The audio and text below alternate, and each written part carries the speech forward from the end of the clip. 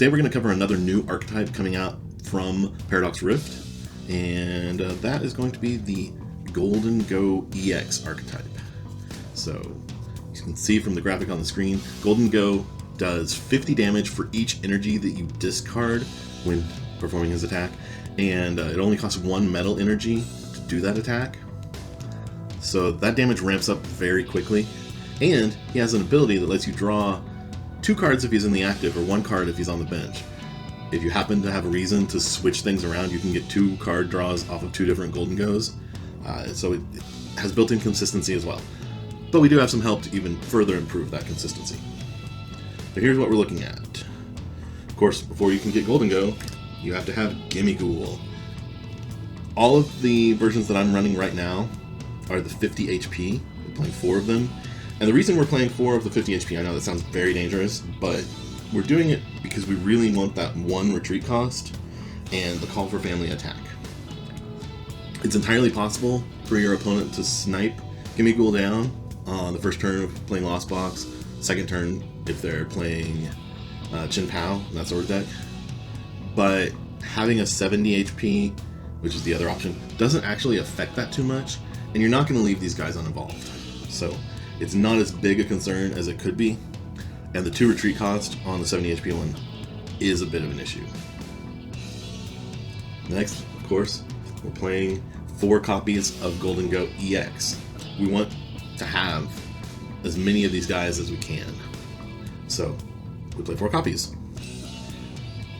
He's our main attacker. He's one of our main draw engines, if not the main draw engine. And then, to make things happen, we are playing a copy of Lumineon V. It's that important that I'm putting it before any other Pokemon. Lumineon is very key to some of the ways that you want to play this deck. Radiant Greninja comes in and helps draw support. That's also important to help you draw on turn 1. And then Mew helps you get items on turn 1. So you're hopefully able to get more Gimmighouls down, that sort of thing. We also have a 2-2 line of Bibarel and Bidoof to maintain draw support throughout the game as it gets into late game. But this is more of a later game thing. Yes, you want to establish it quickly, but it's much more important to get out 2 to 3 Gimmighouls on turn 1. Next, we're playing some supporters, of course. Arven is really key here because as soon as we can do it, as soon as we have an attacking turn where we can use supporters, we're going to want to play Arven to get tools to make things happen. And I guess I'm kind of delaying because I'm not revealing cards, but I'll just put it out there right now. The first time you play Arven, if you don't have it in hand, you want to get the TM, the Technical Machine, for evolution, so that you can immediately on your first attacking turn, even if you're going second, turn 1, you want to evolve Gholdengo up into, or involve 2 Gimmighouls up into Gholdengos. When you play 2 copies of Boss's Orders to be able to select our knockouts once we get into the attacking part of the game. We play 1 Iono as an early game draw support, late game disruption. By the time you get to late game, you're drawing so many cards that Iono really doesn't matter to you, but it can get some less useful cards out of your hand. We play 1 copy of Klara, and I'm doing Klara here. Of course, Klara lets you get 2 Pokemon from the discard and 2 energy from the discard.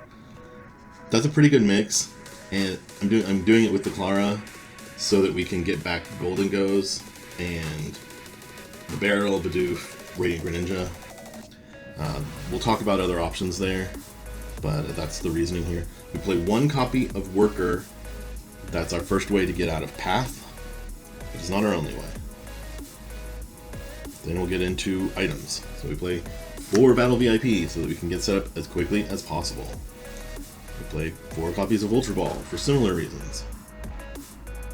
That also helps us get to Lumineon.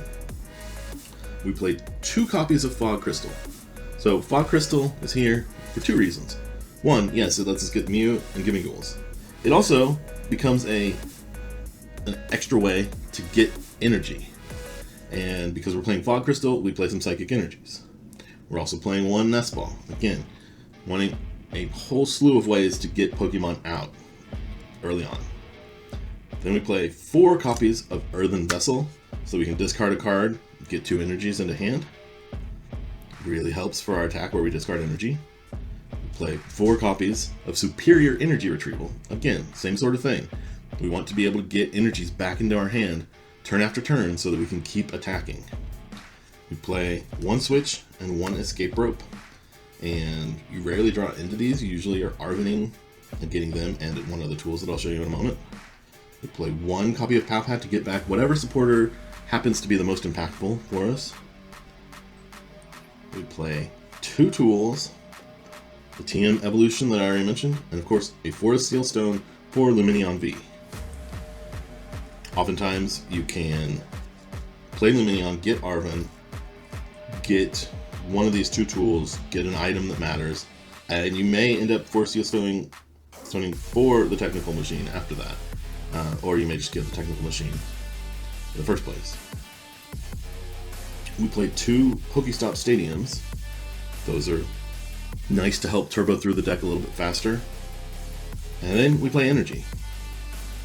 So we have 5 and 2, makes 7 Steel Energies. And we have 5 Psychic Energies. So a total of 12 energy lets us hit big numbers very routinely. I could see cutting down on maybe 1 Psychic or 1 Steel. I could see making a couple other adjustments to do things to further protect us against Path to the Peak. Maybe add in a Lost Vacuum so that you can get out of that easier and you can search it out with Arven.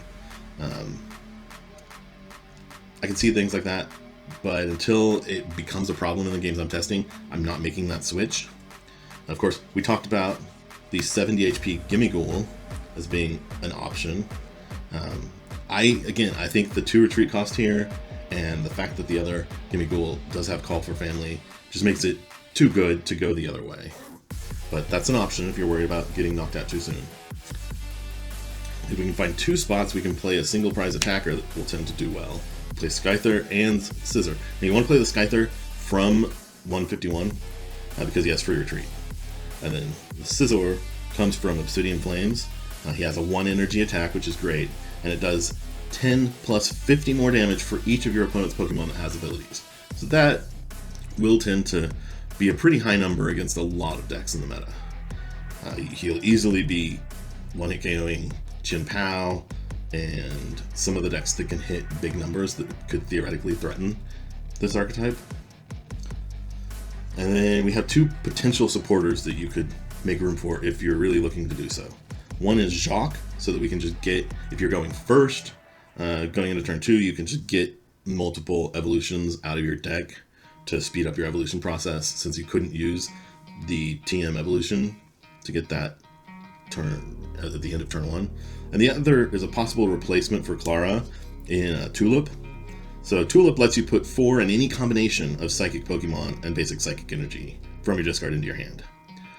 It's sort of like Klara, but it gives you more flexibility in terms of getting more energy or getting more Psychic Pokemon. The problem here is that you kind of lose out on the Pokemon recovery side of things, and maybe that's okay. I think, though, that if you're playing Tulip, you also have to run at least 1 Super Rod, just for those times that you have to get back a different type of Pokemon. But the ability to play a supporter and get 4 energy back at no cost is pretty huge, so it might be worth making that switch.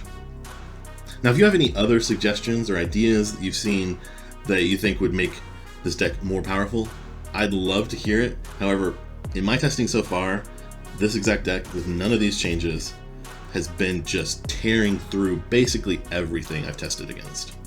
I'm going to keep going on that to see where it starts to falter, but until I see that, this is what I'm looking at.